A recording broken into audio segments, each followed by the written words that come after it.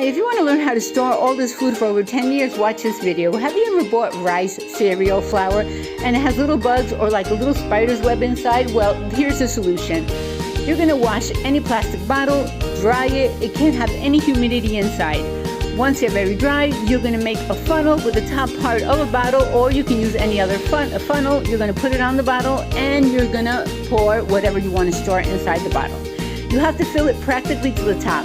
Then you're going to label it with what's inside the bottle and the date. And then you're going to grab some alcohol and a little cotton ball. You're going to wet the cotton ball in the alcohol, put it inside the bottle, and then with a match, light it. And before the flame goes out, you have to put the lid on very tight. As soon as you put the lid on, the fire will go out because there will be no more air inside the bottle. The small amount of air that's inside will be consumed by the flame. So there, it's airtight. If you want to make it completely sealed, melt a candle, and with an old paintbrush, you will put the wax all around the bottle cap. And this way it will be completely sealed. You can do it with glass bottles as well. I use these plastic bottles because they're much bigger than usually the glass ones, but use whatever you have.